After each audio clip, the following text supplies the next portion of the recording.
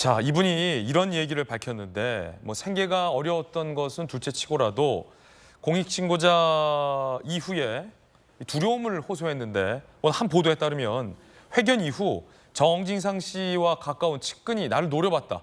매우 두려웠다라고도 밝혔습니다. 이 대목은 어떤 대목인지 함께 보시죠. 조명현 경기도 법인카드 공익신고자 기자회견 후 정진상 씨 밑에서 일했던 사람이 나를 무서운 눈빛으로 한참 쳐다봤다. 여전히 두렵다. 라는 어떤 두려움을 호소했습니다.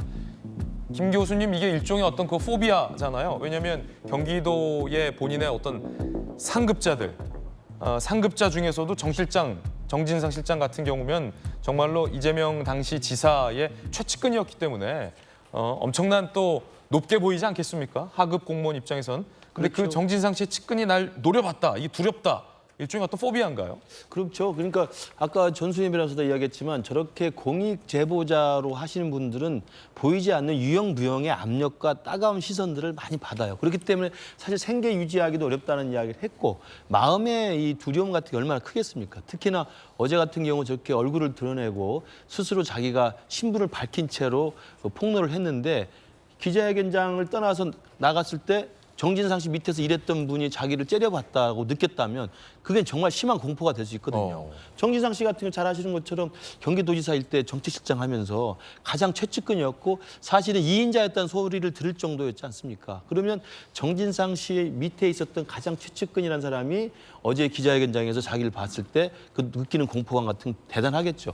그리고 저는 또 하나가 그 공익제보자로서 생계가 막막하고 취업도 힘들고 이렇게 됐을 경우에는 국민권익위원회 차원에서 사실은 제도적 장치가 있어야 됩니다. 그 부분이 없으니까 사실은 저는 공포심을 갖게 되고 정치적 정쟁의 한복판으로 들어온다는 또 오해까지 받는 거거든요. 저는 그러면서 조금 우리나라가 선진국이라고 한다면 저런 식의 공익을 위해서 자기 스스로의 개인적인 두려움과 공포를 무릅쓰고 신고하는 분에 대해서는 제도적 장치가 굉장히 개선이 돼야 되고요. 또 하나는 저는 그런 생각이 들어요. 이재명 대표, 김혜경 씨 같은 경우 뭐 돈이 없습니까? 뭐가 부족합니까? 저보다 돈이 많을 텐데 이분들이 그 조그마한 것들까지 샌드위치, 초밥, 무슨 다음에 제사상에 정종 그리고 샴푸까지 다 그 법인카드로 사서 쓴다는 것 자체 그걸 알았든 몰랐든 저는 몰랐을 리가 없다고 생각하는데 쓴다는 것 자체가 저는 이게 전라도 사투리 그런 말이 있어요. 추접스럽다는 말이에요. 추접스럽다. 추접스러운 거잖아요. 뭐 1억, 2억짜리도 아니고 뭐 몇만 원, 몇천 원짜리 이런 것들까지 그 법인카드로 해서 일일이 모든 걸 다 그것도 저 7급 공무원 시험 봐서 합격했을 거 아닙니까? 그러면 공무원으로서 정말 국가를 위해서 자기가 공복으로서 얼마나 의미 있는 일을 하고 싶어서 열심히 준비해서 대학 졸업하고 공무원이 됐는데 기껏 한다는 게 5급 배사무관 지시받으면서 저런 심부름이나 하고 있었으니 얼마나 자괴감이 들었겠어요. 저는 추접스러운 사건이라고 제가 결론을 내리고 싶어요. 예, 추접스럽다. 그런데 이 정진상 씨 측근이 만약에 노려봤다면 그리고 그 노려봄을 보고 공포감을 느꼈다면 그 정진상 씨 측근의 심리는 어떤 거였을까요? 너가 우리 조직을 배신했다. 괘씸하다. 뭐 이런 거였을까요? 이분이 느꼈을? 조직에서 아까 전수희 변호사 이야기했지만 조직에서 조직의 그 잘못된 점을 폭로한다는 게 사실 조직 전체 왕따가 될 각오를 하는 거거든요. 그거 쉽지 않은 겁니다. 어느 조직이든 간에. 그러면 이런 조직에서 너는 그러면 네 하나의 잘난 것을 위해서 우리 조직을 망가뜨렸다는 그런 생각을 하고 그런 시선으로 바라보게 되는 거거든요.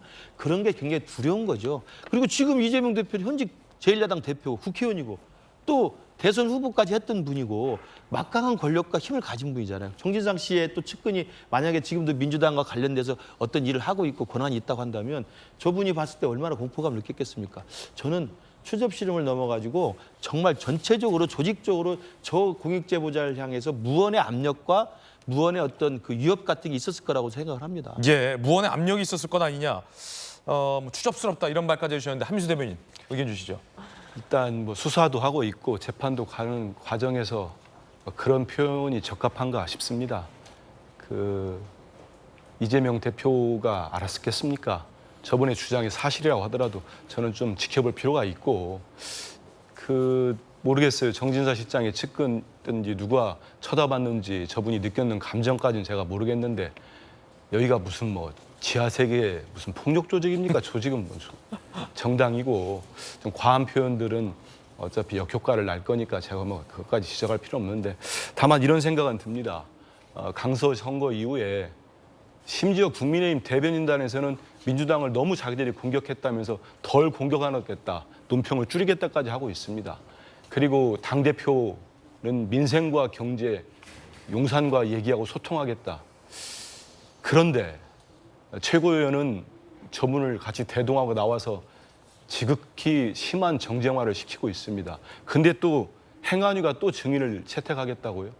그러면 그거 민생과 경제를 돌보겠다는, 돌보지 않으니까 엄중한 심판을 내린 국민의 엄중한 경고를 받아들이는 여당의 모습으로 볼 수 있을까, 저는 의심이 좀 듭니다. 그리고 공정과 상식 얘기하시니까 그렇게 되면은 민주당은 입이 없어서 말을 못 하겠습니까? 김건희 여사 관련된 분, 장모 최은순 관련된 분들 증인 참고인 신청 못해서 안 하는 거겠습니까? 국회를 정장의 한복판으로는 끌고 가지 말자. 그럼 다 국민들 지금 민생 때문에, 물가 때문에 못 살겠다고 아우성을 치고 있지 않습니까? 그러면 예산도 챙겨야 되고 입법도 챙겨야 되는 거 아닙니까? 이거 못해서 안 합니까, 우리가? 그리고 전 공정상식 말씀하시니까 검찰이 지금 전담 수사팀을 또 꾸렸다고 해요. 예. 전 수사 뭐 하세요. 언제 우리가 말린다고 안 합니까? 없는 것도 하시는 분들인데, 그러면 적어도 공정과 상식을 얘기하고 대한민국 수사에, 전 세계 수사의 제일 원칙, 형평성과 공정성이 있어야 됩니다. 자기들 특활비는 70억 넘는 돈이 어디 있었는지 사라져버렸어요.